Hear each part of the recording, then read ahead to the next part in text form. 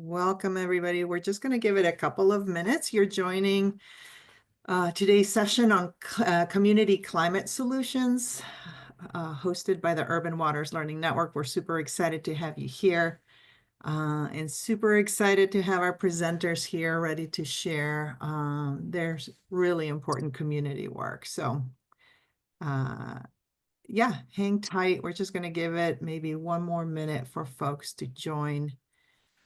I can see the waiting room is just opening up.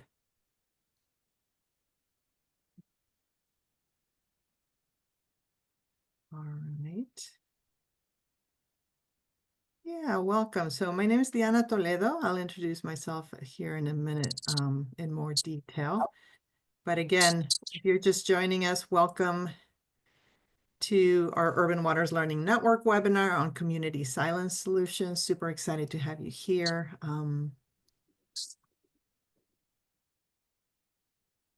Yeah, and I want to be respectful of everybody's time.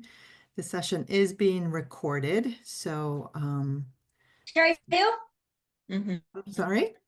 If you don't mind putting yourself on mute, just to make sure we don't have any background noise, that would be great. Give me one more minute. I think we've got about close to 50 people here. There might be others joining, I would expect, here in the coming minutes.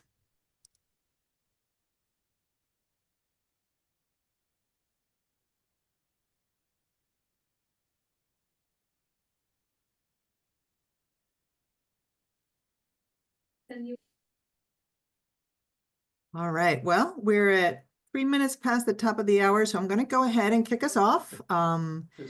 We have I'm going to ask everybody if you can please put yourself on mute if as you're joining us. That way we can be sure to cut down any of the background noise. And I wonder if you might deactivate the waiting room, Natalia, so folks can just automatically come in. That would be great. Seeing still people joining. That's good. All right. So let me go ahead and kick us off and introduce today's session and today's presenters. So you are joining I think this is the 4th session in our Silos to Synergy learning series. Today's session is focused on community silence solutions, documenting the impacts of contamination in land, air, and water. This session is hosted. Before we get started, if you could please go ahead and introduce yourself in the chat. If you could add your name and your organization and physical location, that would be great. And just encourage you to be using the chat box for questions. And we're going to drop immediately here into the chat in case you have to cut out before the end of the session a survey that we just hope and plead and beg that you take a couple of minutes, I promise it's no more than that, to give us some feedback on the session, because we're constantly learning about what people want to see and what is most helpful to you all as we offer these sessions. So today's session is hosted by the Urban Waters Learning Network. And the Learning Network, if you're unfamiliar, we are a peer-to-peer network of individuals and organizations that are working on urban waterways. And the Learning Network really supports the work of our members. We're, I think, close to 500 individuals and organizations. And we provide training such as today's session, tools, mentoring, and when we can, financial support to support efforts happening on urban waterways. So if you're new to the Learning Network, you can check us out on the website there at the bottom. And we'll also share a link to invite you to join our communications platform, Mobilize, so you can be part of this network and start connecting with other members. So my name is Diana Toledo. I am one of the members of the coordinating team of the Urban Waters Learning Network, and I am joined by Natalia Turkle, who is a staff member of Groundwork USA. So Groundwork USA and my own organization, River Network, are the coordinators of the Learning Network. And yeah, she'll be mostly off camera and working to support this session from behind the scenes. So today's session is integrating, integrating monitoring programs for protection of water and environmental issues, really focusing on community science solutions. So we're going to hear from 3 different leaders in our learning network community to really explore the importance of community-led environmental monitoring, which hopefully you're not new to that work. Environmental monitoring, especially in the hands of community members, is an important tool. It involves those who are most directly impacted by environmental challenges. And when communities monitor their own, environment, when they monitor their own air and their own quality, water quality, in essence, what happens is the act of scientific data collection becomes an act of community protection. And I think that's what you're going to hear reflected in the stories that our presenters are going to share today. Residents become the first line of defense against environmental pollution, and can really be motivated and given the information that then drives meaningful change in their communities. So not only that, but also, especially in this time of budget cuts to a lot of our natural resource agencies, community-led monitoring is a hugely important tool that fills a gap that's left by those agencies strapped for funding. And finally, it helps reveal concerns that are oftentimes not captured, even when those agencies have the ability to monitor the environment, because it can detect issues in communities that are not getting the resources to ensure that the quality of their environment is up to snuff. And so in the hands of community members, this is a powerful tool for environmental justice. And I think you're going to hear those perspectives today. So just before we get started, I want to go ahead and promote our next session in the series will happen on May 6th. We will drop a link into the chat before the session's over, so you can register for that one. We're going to focus on workforce development with a focus on the Emerald Trail Stewards Program down in Jacksonville, Florida. So that's going to be a great session. Please join us there. And so before we started and I turn it over to our presenters, just want to pull up a couple of polls to get a sense of who's in the room with us. We've got 70 some folks here. So I'm going to ask Natalia to please pull up the first poll. And we're just trying to understand, what is your primary affiliation? What hat are you wearing as you're showing up into the space? So I'm going to give it a few seconds here. Thank you, everybody, for filling out the poll. We've got about half of the folks have responded. Let's get a few more answers in here, and we'll share the results with everybody.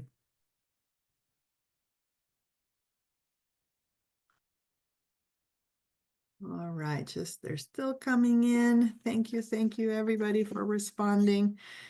I'm going to go ahead and ask you to close the poll, Natalia, and share the results. You'll see that we have a pretty good spread between community-based organizations, being many of you here. That's great to hear. Some local, county, and state government, 20% of you, other tribal government, a few federal folks in the room, welcome.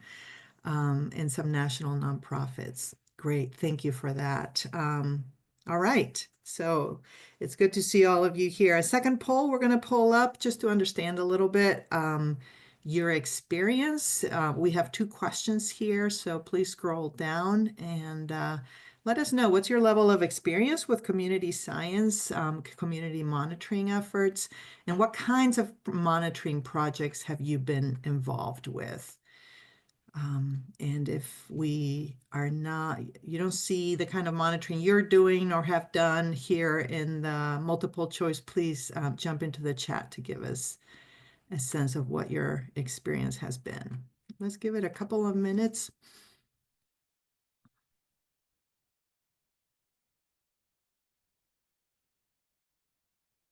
All right. Okay, let's close the poll in 3, 2, 1. Go ahead and close the poll, Natalia. And if you can share the results, great. Okay, so we have a lot of newcomers to this space of community-led monitoring. About 20, almost a quarter of you have no experience, and a lot of experienced folks, including some folks who have yeah, a lot of experience, 17% of you. That's great to hear. Lots of surface water quality monitoring. It'll be great for you to hear from LaVeesha, who's going to be sharing their water quality monitoring program. Some drinking water quality and air quality. Excellent. We've got, and some air temperature, a lot less. So let me see in the chat. Is there, Natalia, do you see, oh, flooding and heat and tree counts and fish monitoring? That's great. And phenology. Phenology. You'll have to tell me, Kimberly, is that trees? I guess I'm not absolutely sure. All right, lots of great experience here. Thank you all for sharing that. Okay, let's go ahead and I'm going to keep moving us.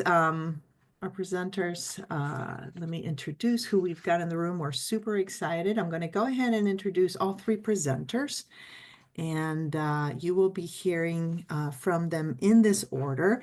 So first up, we're going to hear from LaVeesha Rollins, excuse me. She is the Executive Director of Concerned Citizens of Charles City County, also known as C5, which is an organization that she helped establish after discovering alarming information about how nearby power plants were polluting her hometown community of Charles City County in Virginia. Community where she was born and raised, and where she later returned to with her family, determined to protect her community from environmental harm. Her vision for C5 includes both doing the testing, air and water quality testing you'll hear about today, as well as developing programs around energy generation and workforce development. LaVeesha has trained as an interior designer in Virginia Commonwealth University and has her master's in architecture from Hampton University, and is now focused on integrating environmental considerations into her design work. She's also the mother of 2 children. Welcome, LaVeesha. Super excited to have you here. She'll be followed by Kennedy Moore. Kennedy is the state policy coordinator at the Water Collaborative of Greater New Orleans. She is also the Urban Waters Federal Partnership Ambassador down there in the Lake Pontchartrain project. She's originally from Atlanta, Georgia, has a degree in environmental science from Grambling State University and a master's from University of Miami's Rosenstiel School of Marine, Atmospheric, and Earth Sciences with a focus on environmental science. She's done a lot of work that you'll hear about today, testing water quality in multiple parishes in southern Louisiana, including on PFAS and heavy metals, and more recently has been focusing on the policy work related to those findings. And then finally, we have Javier Cardenas, also goes by Javi, who is the Green Team Coordinator and Earth Lab Educator at Groundwork, San Diego and Cholas Creek, where he mentors high school students in environmental justice advocacy and leadership development. And his work really focuses on community engagement and climate action, including energy conservation, tree planting, and he's going to share a really cool project that he's done through the Green Team to help students and families really take an active role in sustainability and engaging with their own local environment. So with that, I'm going to turn it over to LaVeesha. LaVeesha, are you ready? Can you guys hear me? Great. All right. So we can go to the first slide. So, want to introduce an organization that's concerned citizens of Charles City County. We had to get an acronym because it was very long and people were a little confused. So C5, so we go by. And we, as you stated in my bio, we had a crisis of 2 power plants and 3 pipelines that were presented to our community. And when we were notified of this, we realized that a lot of the pollution that was coming from it was going to be adding on to the mega landfill that is currently in operation that sits on 1,300 acres in Charles City County. So we decided that we were going to organize in 2019 to figure out how we could stop this from coming. So C5 is who we are, as we began to, as a community organization, to help to protect Charles City County. And what did we do? So basically, we started to focus on ways to make the county sustainable, but also look at the environmental factors that could be hurting people in Charles City County. Charles City is one of the highest cancer rates in Virginia. We're in the top 10. There's only 7,500 people in the community. However, we have a 34% rate of cancer. The UVA School of Demographic Studies basically projected that we'll have a 34% increase in cancer over the next 10 to 20 years. And so we decided that we wanted to focus on water quality in 2022. We wanted to look into it, and we officially began testing in 2023 with a partnership with the Alliance of the Chesapeake Bay, where we actually took classes, learned how to do the testing, and we figured out a creek that we could test for us to be able to test public waterways. Our actual first project where we do collect samples was through homes with Virginia Tech, where we did actual residences. So we collected 80 residences, and we basically did a compilation of those who may have water through the county of Charles City, and then we also did individualized wells, which were shallow and deep wells. And we realized that the information from residential homes was not substantiated for us to use because it also depends on their behaviors. So we then decided we would do a public waterway to get a more holistic approach on water samples.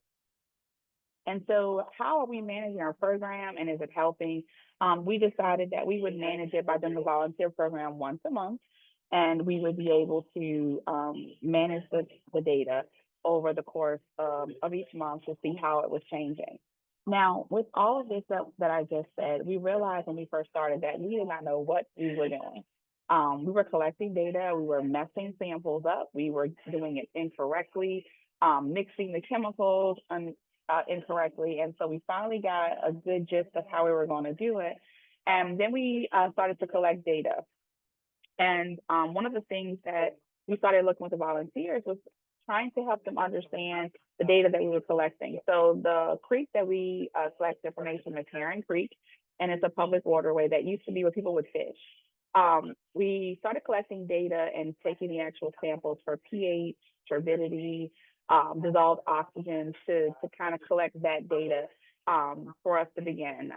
And we realized a couple of things that stood out that most people don't even pay attention to. As we went out each month, we started seeing water levels drop, and we were trying to figure out, what was happening. We also started to see that our volunteers were losing interest because the data is very, particular, how you do particular. And so we had to figure out ways to engage the community, but also make sure our data was substantiated where we could actually use it. So next slide.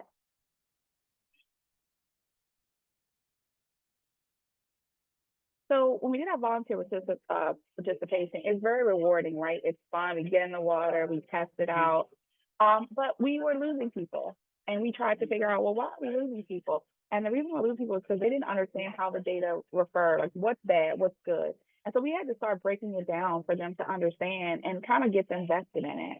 And we had to make sure that the data was credible. And so when we were doing the testing to try to make sure to kind of keep a record of what was going on and figure out, is something happening, what's going on, we ran into a lot of things regarding, is it credible?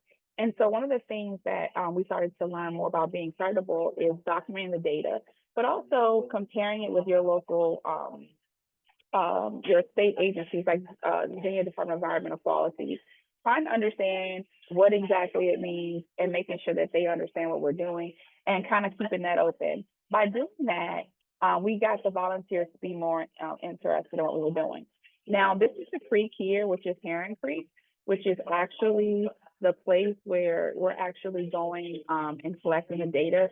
And you can see that it's very, very, very muddy and very cloudy. And then there are days that we go out and it's very clear.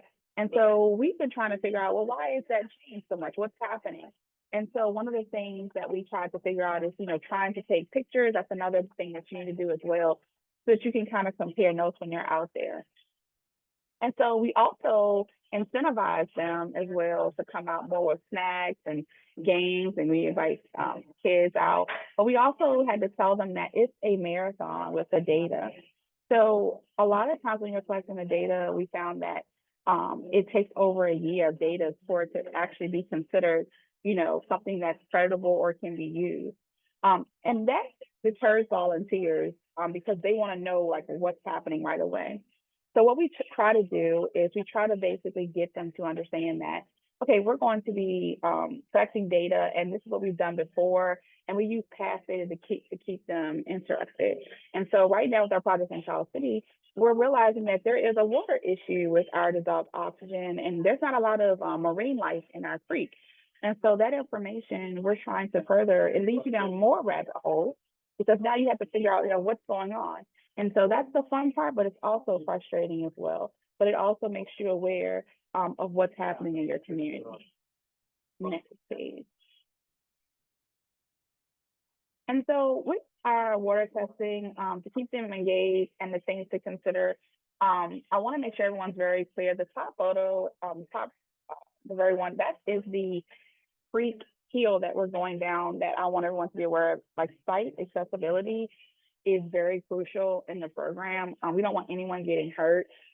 Just for nonprofits to be aware that when you do get volunteers, make them sign a waiver because it is outdoor activity. So you want to make sure that you make it safe for them, but also that no one gets hurt. Pick a fun site. So it gets a little boring going to the same site every month. So we started to get them to go to different areas. So we partnered with DCU's Rice Center, and they have an outdoor classroom, which is at the bottom picture, where we actually go and we sit in an actual building that is waterfront, and that allows us to change up our environment. Also incentive, so we bring snacks, we play games, we bring their kids, we teach the kids, but also we try to make it a fun event for everyone to come to. And so we basically want to make sure everyone's understanding. Now, the data that we've been able to find, you're probably saying, well, LaVeesha, what have you found with your site? Well, number one, the site data it does take a lot of information, and we found that we do have some pH issues at that creek, and that we're not sure where it's coming from. So that's leading us to our next project. Our next project will be for us to actually go out and figure out, what's causing this issue, which is allowing us to trace our watershed and figure out what's discharging into that. The next thing for us is to expand the testing, because we want to figure out what's draining into this creek, what's coming, what's happening. And so we're trying to expand with that to figure out more. And we've also figured out that the water levels are sinking in our creek. And we found out that also the wells, the shallow wells in Charles City, are drying up in rapid forms. In the past year, we've had over 20 wells that had to be replaced because they went completely dry. And so it's just coincidental, and we're trying to tie the data together. If it's coincidental with the current, with the creek and those shallow wells, if there is some, is that the same thing that's causing it to dry up? So that's another project that has come from our water testing. So I want to make sure everyone understands that even though you're doing this as a volunteer project, these things make a lot of impact, because it's showing us things that it's very hard for state officials to go out and actually check. So we try to help them by showing them what we're finding. Next slide. So I don't want to keep everybody any longer. We're going to expand our data. We're taking donations to expand our program. We're expanding into soil, air, and water testing. We did find out that a lot of times the data in water becomes dissolved. So air quality is what we're focusing on to coincide, so that if emissions are happening and it falls down, we can trace to see if those are the same chemicals we're finding in the water that we're finding in the air. So we're expanding our services to include air, soil, and water testing to see if we can get a more holistic picture for Charlotte City County. And also, we want to be able to create baselines, which will help if developments are coming into your area. You can show them what your current emissions are, your current capacity, and that can help you to stop those things from happening. So that's our Cash App, that's our PayPal donation, and you can also follow us on social media. We're on Instagram, we're on Facebook, and we're also on LinkedIn. And we do have a workforce sector called Project Black, which trains people on environmental monitoring in air, soil, and water. And we also do workforce training in 6 different areas: agricultural, mechanical, plumbing, electrical, and also weatherization. So thank you so much for taking the time to attend this event, and I will turn it over to the next presenter. All right, thank you. Thank you, LaVeesha.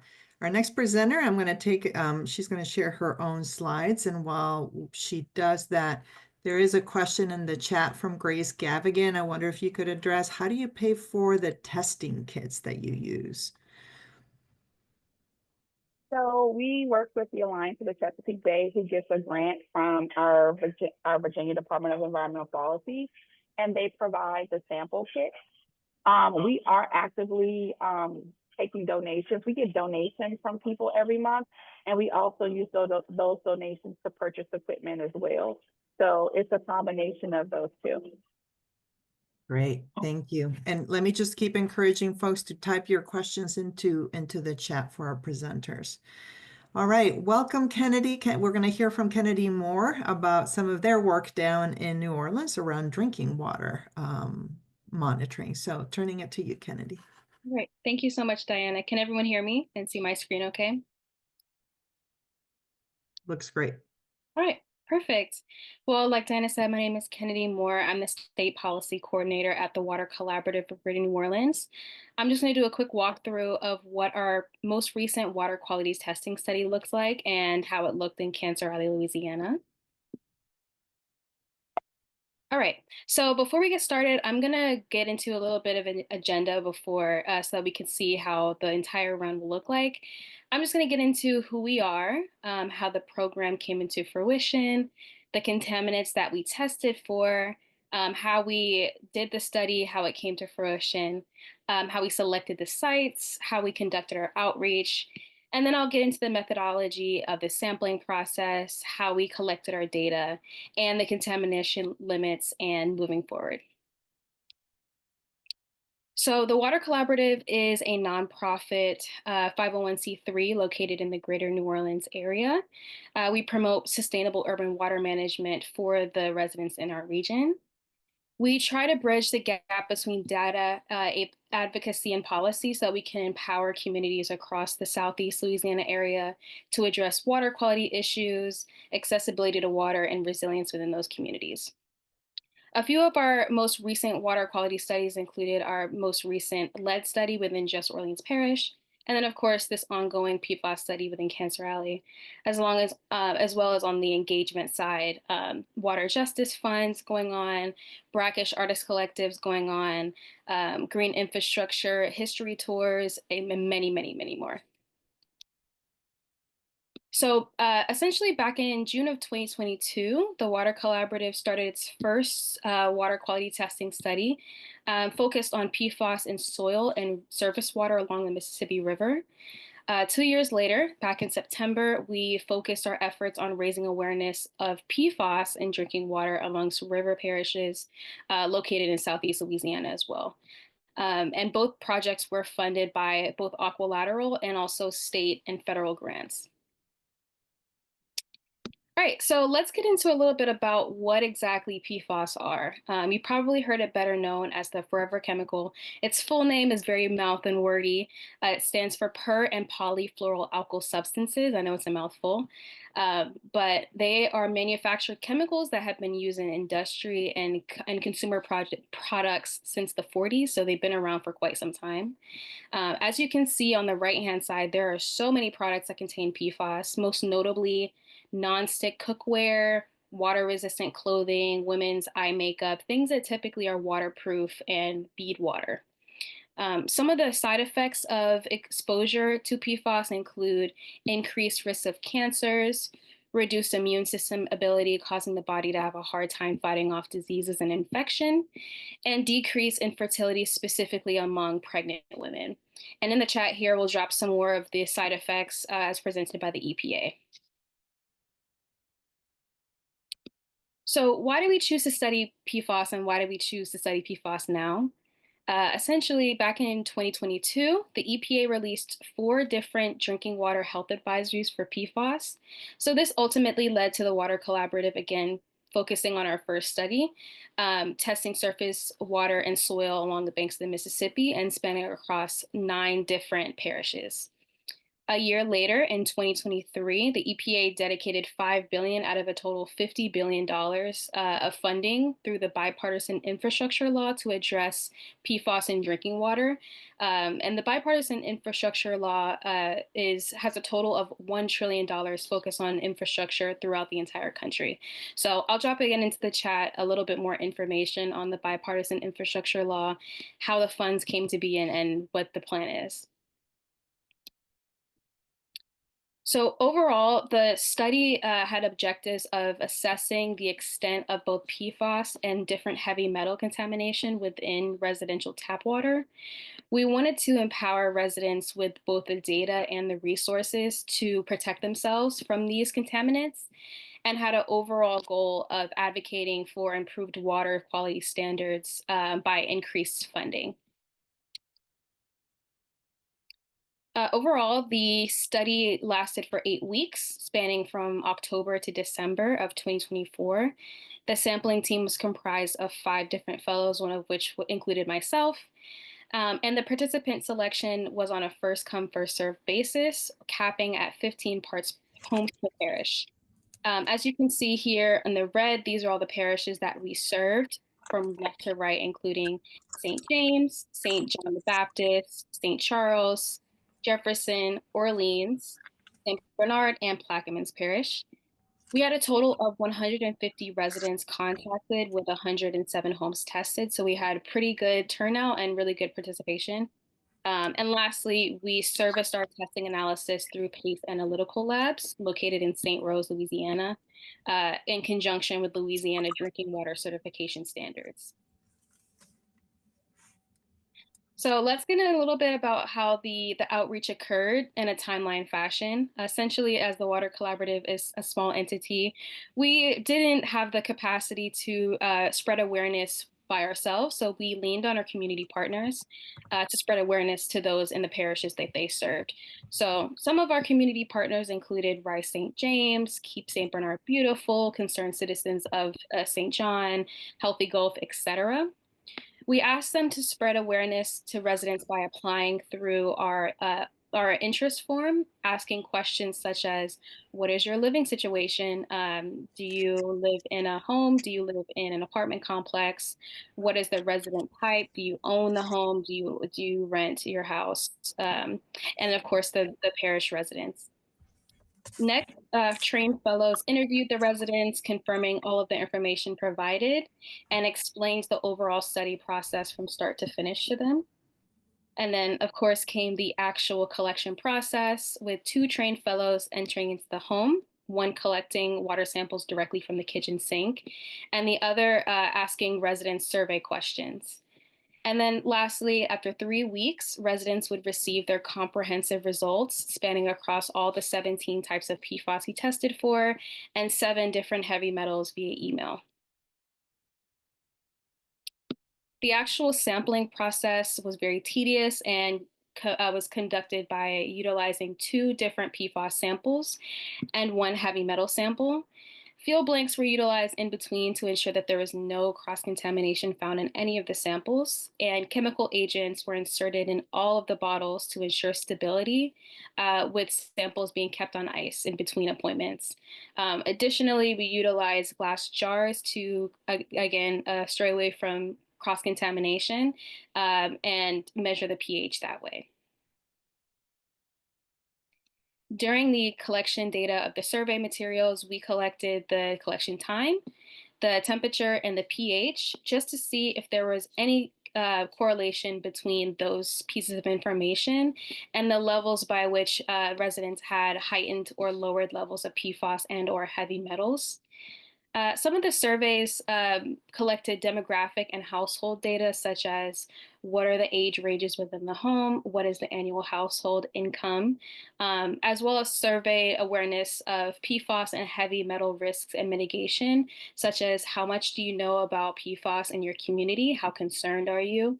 What are the heavy metal risks do you believe of children and infants in the home? Lastly, we provided participants with educational resources by way of leave behind pamphlets. And as you can see, they included mitigation strategies for both heavy metals and PFAS compounds by showing ways to lessen the amount of heavy metals or PFAS within the stream, and also providing with good filters that can remove both heavy metals and PFAS. And additionally, gift cards were provided to all participants who participated as a thank you. So although our results aren't quite ready yet, as we are just now finishing the last batch of our testing, I'll go through a little bit of what exactly the maximum contaminant levels of these different contaminants look like and why they are the way they are and what that means. So essentially, PFAS is measured in parts per trillion, which probably sounds like it's not a lot. Imagine it as a drop of water in an Olympic-sized swimming pool. But think about the fact that PFAS has a very hard time breaking down, and think about how much water you drink in a day, or in a week, or in a year, and think about how much that could build up. So when it comes to the most noted types of PFAS, which include PFOS and PFOA, those are measured at 4 parts per trillion, as deemed by the EPA. A conglomerate of Gen X chemicals are measured at 10 parts per trillion, which again sounds like it might not be a lot, but as they build up in both the environment and the human body, it can be very damaging. Additionally, current heavy metal maximum contaminant levels are measured in parts per billion, with the ones we tested for including lead, copper, mercury, arsenic, antimony, and manganese. And you might be wondering why these vary so wildly. The human body reacts to different heavy metals that are naturally occurring in different ways. Obviously, with lead, mercury, and a few others being the most damaging, with manganese and copper being more naturally occurring than the others, and the body having an easier time breaking them down.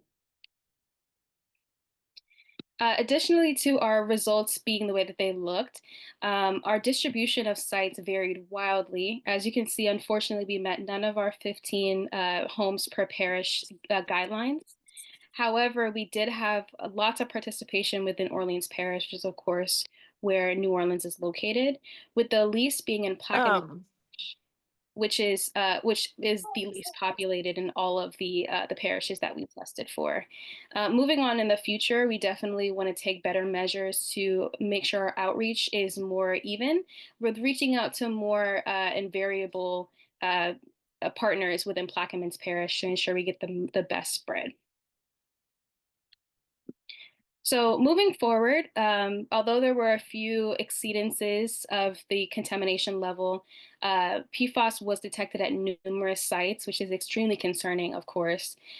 Therefore, federal, state, and local agencies, as well as utilities, local and state, must continue to monitor the appearance of PFAS, and that's of the utmost importance, across the country, as this is not just a Louisiana thing, it's not just a New Orleans thing, it's a nationwide issue. However, the Water Collaborative remains a resource for outreach, education, and advocacy within Southeast Louisiana and beyond. And collaboration between residents, organizations, utilities, government agencies, both state and local, to address contamination is key and the utmost importance as well. But thank you guys. If you have any questions, feel free to pop them in the chat. I know we'll have a brief Q&A at the end if you do want to come off a mute to ask those questions. But in the meantime, my contact information will be dropped in the chat if you think of anything that you want to ask about water quality in Louisiana or elsewhere. Feel free to email them to me, and I'll always be there to help you if you need it. So thank you guys so much, and I'll go ahead and pass it on to the next presenter. Thank you, Kennedy. Appreciate your presentation. We do have a question in the chat, which I'll pose as I'm pulling up Javi's presentation, and that is, well, two of them from Ashley is Gen X, a suite of proprietary chemicals, and are your methods, and I'm assuming you mean collection methods, Ashley, are they shareable? If I didn't capture that right, Ashley, if you might come off mute. But yeah, I think that's it. Kennedy. Yeah, so Gen X is essentially a conglomerate of different PFAS chemicals that, again, have a difficulty of breaking down. And essentially, there are dozens of different types of PFAS. So Gen X is just a combination of a few of those, and that's just the term we use to lump them all into one category. As for the methods that which we collected, most of them are public in that we just went on the guidelines of Louisiana's water quality standards, as well as the guidelines through the lab that we serviced through, which was PACE Analytical. But once we have the results of all of our samples, we'll be posting it via report to our website, and also we'll be sharing it with the local communities. So I'll be sure to post in the website that we service through in the chat too. Great. Thank you, Kennedy. We have some other questions we'll come back to at the end after all of our presenters have gone through. So thank you to Kennedy. And finally, I'm going to turn it to Javier Cardenas, Javi, who will also be joined by Jeremy Hoffman momentarily of Groundwork USA. So with that, Javi, I'm going to pull up your presentation and turn it over to you. Can you see that okay? Yeah, I can see it okay. Thank you so much. Great. Yeah, so hi everyone. My name's Javier. I go by Javi. Just want to say I'm super excited to talk about our community science journey with everyone. And yeah, of course, I'm part of Groundwork San Diego. And I want to pass it over to just Jeremy to talk more about Groundwork USA and our network. You can hit the next slide. Yeah. Hey, everybody. My name is Jeremy Hoffman. I'm the Director of Impact Assessment and Community Science at Groundwork USA. As you know, many of you know, the Groundwork Network is an affiliated network of 21 place-based and community-centered environmental nonprofits, of which Javi is representing Groundwork San Diego. Encourage you to go to our website, check out our State of the Network report from 2023.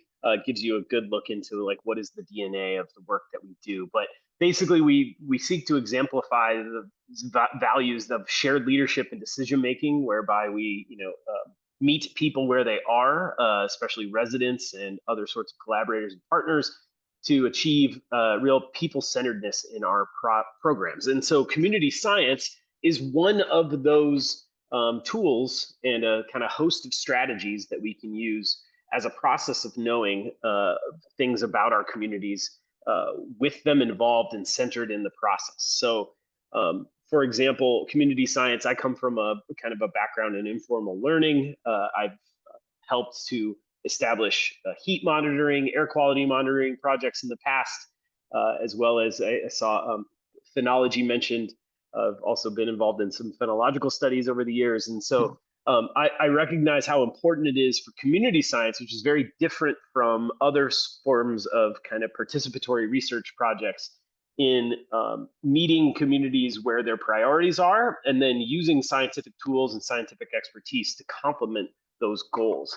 And so across the Groundwork Network, we've established a growing emphasis on community science. Most recently, you'll hear about Javi's project here in a second, but we also are active in our Climate Safe Neighborhoods partnership across trusts that are located in the state of, or the Commonwealth of Massachusetts, doing air quality and temperature mapping in cities to complement ongoing Climate Safe Neighborhoods programs, as well as other air quality projects in the network in places like Groundwork Hudson Valley, Groundwork Elizabeth, New Jersey, Groundwork Richmond, California, and Groundwork South Coast in New Bedford, Massachusetts as well. So I invite you to learn about our community science projects writ large, but you're going to hear a very special and unique application of community science through Javi's work in San Diego. So pass it back over to Javi. Thanks for the opportunity to introduce a little bit about the Groundwork Network.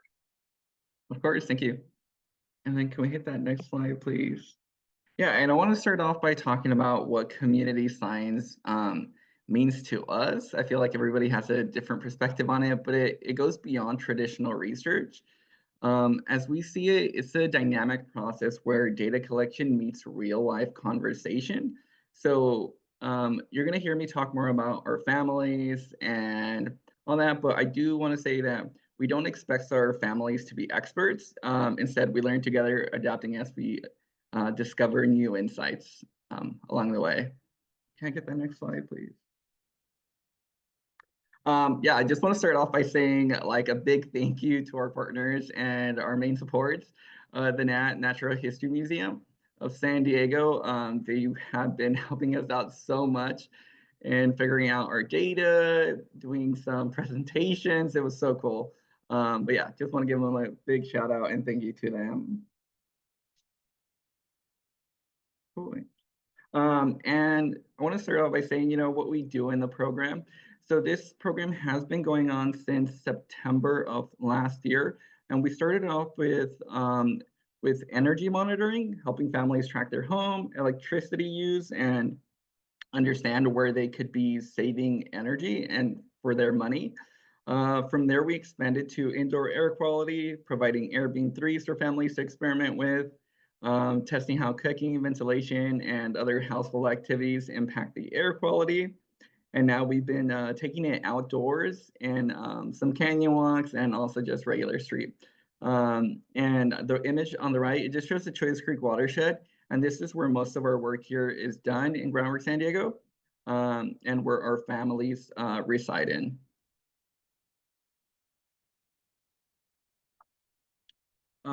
Yeah, one of the most important things I want to acknowledge in the community science is that our community members are not professional scientists, but we think that's okay. But this does mean that using devices and collecting data isn't always perfect. Sometimes monitors are placed in the wrong spots, turned on too late, or they even miss like a key event like closing a door and it wasn't locked, or opening a window or anything like that, that may affect the data, or even troubleshooting the app. But even then, every experiment, we feel, even with errors, helps sparks conversation and leads to better community engagement. Next slide, please. Yeah, I want to dive into some sort of case studies that really popped up to us. These are real life stories that sort of illustrate our journey when it comes to air quality. These family narratives are honest and relatable. They show both challenges and the creative solutions our community members have discovered along the way. So, and yeah, the first one we have here is the Earth Lab Outdoor Walk. For those who don't know, we have this awesome 4-acre outdoor space, and it is located right next to the highway, as you see in the image, in the north side. But to better understand how pollution moves between indoor and outdoor spaces, we tracked air quality as we moved from indoors, outdoors, and then back to indoors. The outdoor space, of course, was right next to a freeway, so we expected higher pollution levels outside due to vehicle emissions. That big dot that you see in like the middle of the left side of the image, that's our start point and our end point. The Airbnb 3 detected higher PM 2.5 levels outdoors, confirming that proximity to pollution sources like highway has a direct impact on air quality. PM 2.5 levels are highest near the source and gradually sort of disperse as you move away, depending on factors like wind and barriers and other stuff. And then when we returned to indoors, air quality improved, but did not fully return to the original indoor levels. This kind of suggests that the outdoor pollution can enter indoors and sort of linger.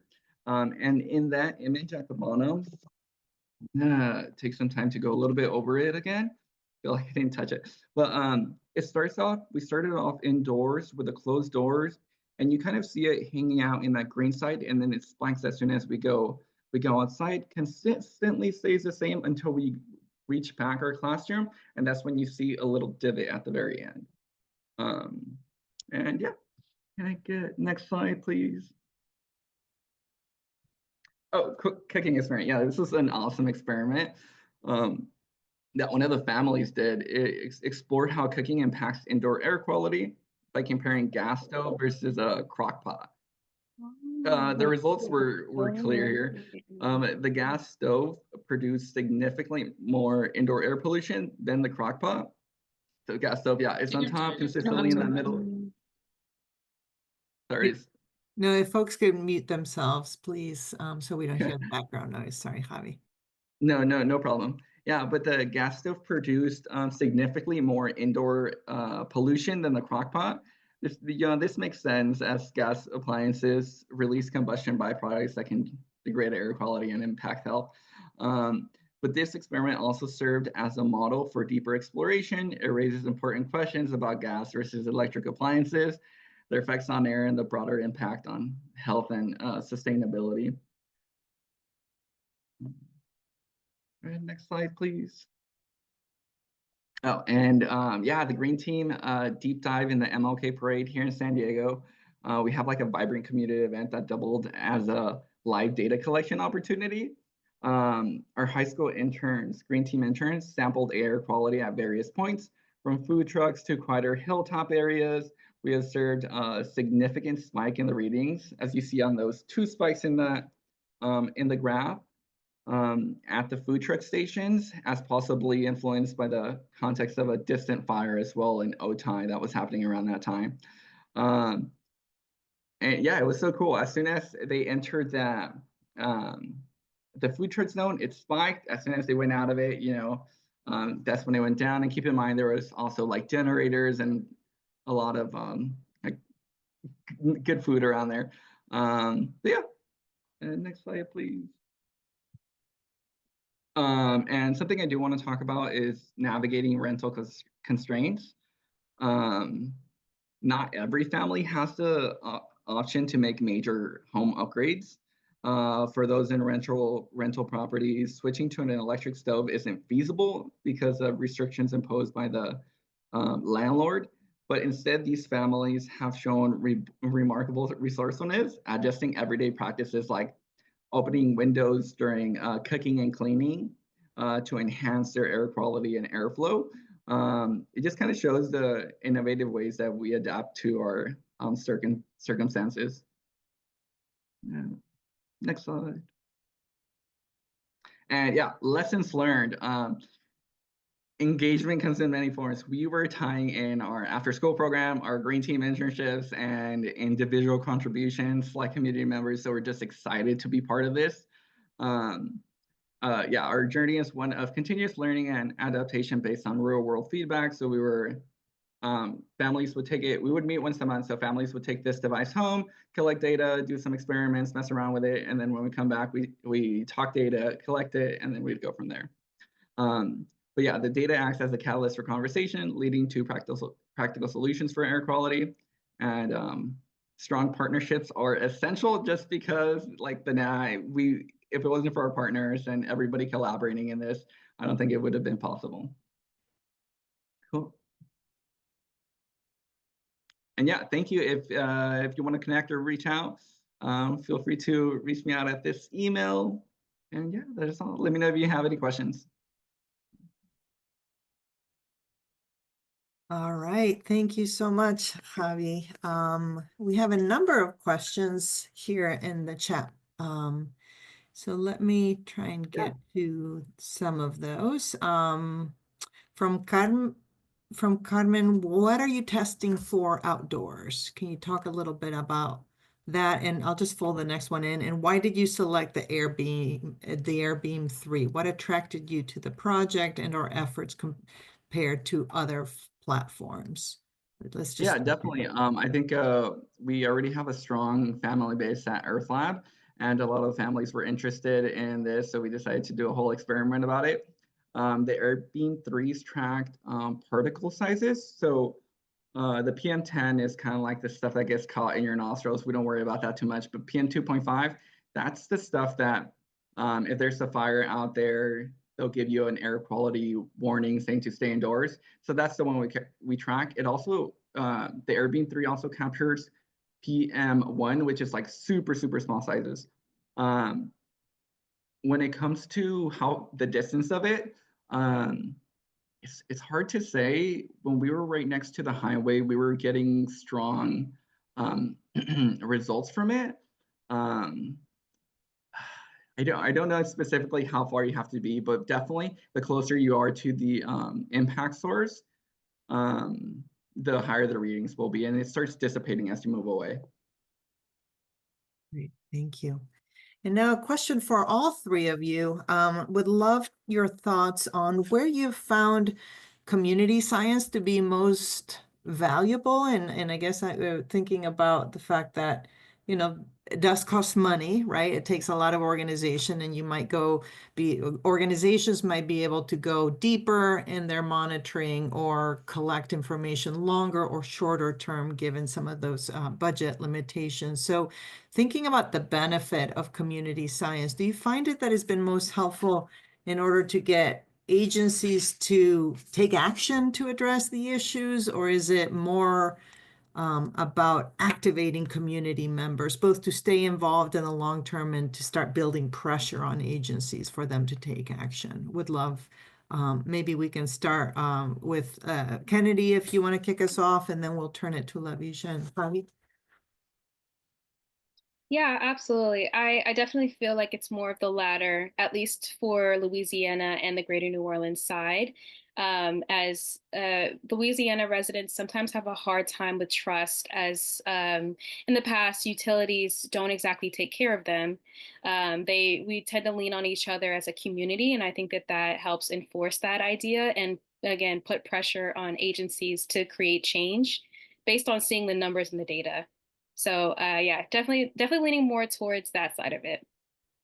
Great. LaVeesha, do you have thoughts on that? Yeah, definitely one of the things you want to do with any organization, of course, you know, funding is that hard word where you definitely, you know, you hate to keep asking for funding, but it does take funding to operate. So what I can tell you is we try to do campaigns where we do ask for donations, just small donations like $5 a month or $10 a month. If we can get 100 people, that will cover our testing each month. So we try to aim for just small pieces at a time. And like I said, to keep your participants engaged, you have to create changes where, you know, you have a set schedule. Make sure your schedule is very regimented. It's the same day of the same time, every fourth Saturday is ours. And try to change it up by adding it at different locations. And when it gets to harsh weather conditions, adapt to that. So we go and collect it, we get the sample ready, and then we go back indoors so that we make it more conducive. So that's one of the things I would say. Like I said, I try to focus on, because if you look at the funding issues, it'll overwhelm you. So just take little pieces at a time, small donations, do what you can, and then reach out to larger organizations. And we put pressure. I don't want to say we put pressure on DEQ because they have a lot of pressure. The climate that we're in right now, we have to bow our heads to state employees and just, you know, bear with them as they're navigating. But what we do try to do is we try to assist them in the data that we have by being a catalyst. So if we can take something off their plate, we try to create that relationship that way. Thank you, LaVeesha. Yeah, I think going back to those partnerships, and you have to keep them going. The Airbeam 3s, Groundwork USA was the one that was supporting us with that stuff, you know. And I felt like this program was just a lot of collaborations happening together in order to make it happen. So don't feel afraid to like reach out. You'll be surprised that a lot of people are just going with it. They're excited to do stuff and like, yeah, so don't be afraid of reaching out. You know, you never know. The worst you can get is a no. And when it comes to like what we're moving forward with is, we're kind of tying it back to our energy portion. We're hoping to have those families that were doing energy and air, you know, community science with us, table at like Earth Day events and other events, giving out free energy kits. Of course, that was through a grant, making folks more aware that it's not that hard to collect data and they shouldn't feel discouraged.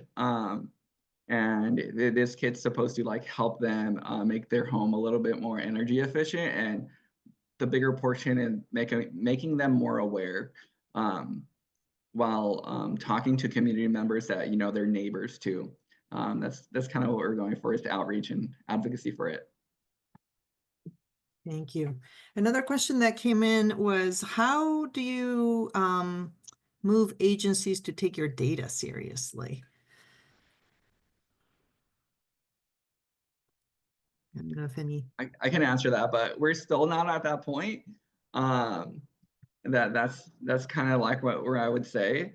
Right now, we're trying to establish ourselves with the energy kits, getting more community members involved, getting people excited of conserving energy, and setting that as a foundation. But for future-wise, we haven't touched that area. Great. Did you have something, Kennedy?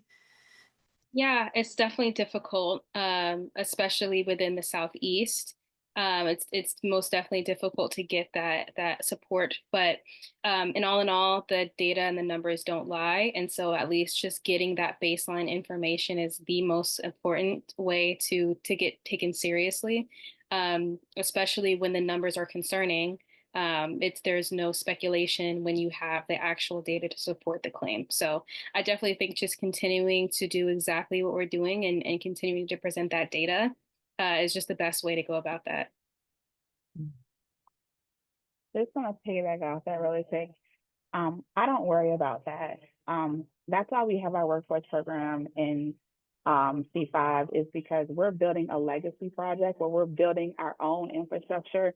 That includes building our own lawyers, building our own hydrologists, building our own subject matter experts. We cannot continue to worry about whether they accept it or not, because at the end of the day, I know no one wants to hear this, you know, money makes everything go around. So if we have the data, we can show the evidence, then we allow institutes like the Southern Environmental Law Center and legal entities to go and pursue and press charges for those things. So the focus should be on getting the data, doing the right thing, and then you provide that data to those who can enforce it. And then if the state officials will, great. If they don't, then you always go up the ladder a little bit higher. So we don't take that approach. I really don't care if they don't want to accept it or not. We just move forward, and if we need to pursue legal action, we do. And that's just how the fight has to be. And unfortunately, I wish it was a better Disney story, but it's not. So that's what we focus on. Love it. Thank you. Undeterred. Thank you for that perspective. I think we have one last question, and please drop them into the chat. Otherwise, we'll sort of wrap things up after our last question. And that is, well, for Javi, did you work with a California Air Quality Regulatory Agency to sync or coordinate? Can you speak more about how you use your data to engage, to advocate for communities' needs to city or state officials or regulatory bodies? Is there anything you want to add on that? Sorry, I was muted. Yeah, definitely. Like I kind of said, we're still sort of not at that step yet. We're focusing more on outreach and advocacy, making folks more aware of what's happening in their home. The Airbeam 3 was an awesome device because it gives you real-time data, so the families can adjust it as they see fit. It's like every minute. Let's say if they're cooking and have the Airbeam 3 on, it'll start capturing things, and at that point, the family can be more aware and make a strong decision to adjust themselves, whether it be opening the door or doing something accordingly. When it comes to doing that other stuff, something in the direction maybe that we'll be taking it is electric appliances. You know, from that one slide I showed, one of the families was really excited to just start testing things out. It was electric versus gas, and it was clearly shown that electric appliances were a lot safer for the air quality indoors. So that could be a strong point we bring up. Great. And a question for Kennedy. Kennedy, can you speak more about the kind of support that community members might need when you find their drinking water has elevated levels of pollutants? Are you connecting them with public health agencies or public health information? How do you manage that? Yeah, so during our study, we provided the residents with different methods to help them out when they do have high levels, or if they ever have high levels. We always just recommended, firstly, talk to your healthcare provider, get a blood test. Just because you have high levels of the contaminant does not necessarily mean that you will have immediate health problems. And the best way is always to go to a licensed physician. We didn't have the capacity to connect them to a direct health agency. But we always presented the cases of this home had a high level of contaminants, and they said in a previous study that they had lead poisoning a few years ago, and therefore a lot of utilities around the parishes that we tested for, it put pressure on them to do better, and often they would come in, replace their pipes if it was a lead issue. When it comes to PFAS, it's a little bit more pervasive, so it's a little bit more complicated. But when it came to the heavy metals, we saw a really quick turnaround of pressure on utility companies to do better. Great. I'm having trouble, Natalia. Are there any other questions? Oh, I think I saw one from Anne. Have you gotten media to pay attention and run stories on the findings of your projects? Yeah, so essentially we produced well, I'll talk a little bit about the last one. This study is still ongoing. But for the last study we conducted, we produced a press release where we invited the media, presented our findings, invited state agencies, local agencies, and it really got the numbers moving. We had NOLA.com, which is the Times-Picayune, to pick up the story. We got local Fox stations to pick up the story. And because the levels were so high, it was easily spread. Of course, social media always helps out with that. So in this day and age, it's really easy to spread information based off of the findings that we had. And the best way was just blast it everywhere. Anything else to add, Javi or LaVeesha? I mean, we really don't. I think for us, we don't really focus on getting the media involved. We try to get the data pretty concrete first, and then we, make sure that we have all the data we have, and then we look at trying to figure out the concrete investigation. So, like if we're trying to link it to cancer, we do work with other communities and other universities, and we allow them to make that information. It builds credibility that way, so that we can show that we've done the research. And so we've seen that get more traction that way by providing the data and using the universities to help us. Yeah, when it comes to media, I don't think we've contacted them, and maybe that's for a future direction. But at the moment, we're kind of focusing on that family portion, and helping families just make more informed decisions of how they choose to practice things in their household. All right, thank you. I think that has brought us to the end of our questions. I don't know if I missed any, Natalia, if you might jump in now. Yeah. There is one question I might have missed if you all covered it, but did we talk about what air monitors can be used to collect brownfield dust during construction? Yeah, I think the Airbnb Okay, 3s can do that. When it comes to the distance of it, you usually have to be relatively, I wouldn't say relatively close, because wind sort of picks all that stuff up and it'll get it to you. Going back towards the highway, the image, we were probably about 30 yards away starting from the classroom, and we're still getting some pollutants from it.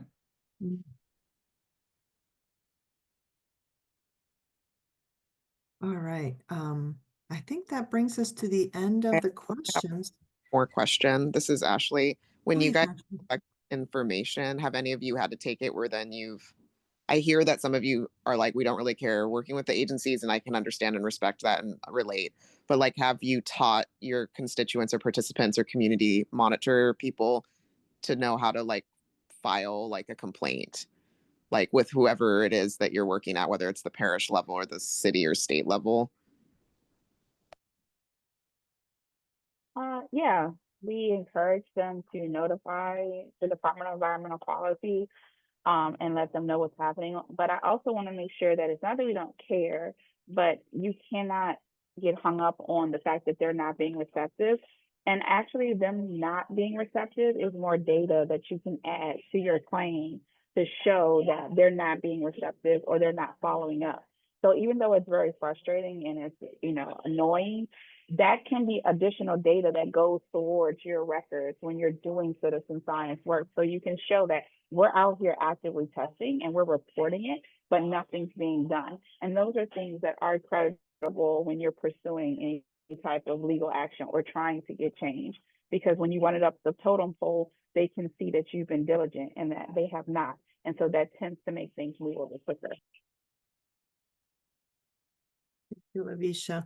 I just dropped a link in the chat. River Network recently put together this toolkit highlighting different organizations' community leadership development programs, which is separate from what we're talking about here, but they are different approaches that you can learn more about how organizations are providing training to community members along a whole host of issues, including advocacy and leadership. So thinking about how to move from that data to the action, sometimes there is that training of like, okay, now what do we do and how do we take action? And there's a lot of organizations doing excellent work around the country, building those bridges, and some of those are highlighted there. All right, so let me wrap us up. I first off just want to thank all of our speakers, LaVeesha, Javi, Kennedy. Thank you so much, not just for sharing your work here today, but just for doing the work in your community. It's just always so exciting to hear about the efforts that are happening on the ground and just get inspired by folks like you who are doing the hard work. And I also want to thank everybody who is in the audience today who took time to join us. We'd love to connect you further with others in our network. And so I think Natalia just dropped this link for you to join our online community of the Urban Waters Learning Network. This is where you can connect with others, share opportunities, share your challenges, learn from one another outside of these webinar and learning sessions. So please consider joining us there.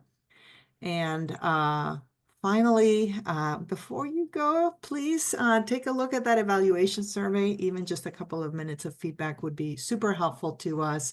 And consider joining us for the next and last session in this series, which is on workforce development and brownfield revitalization in May.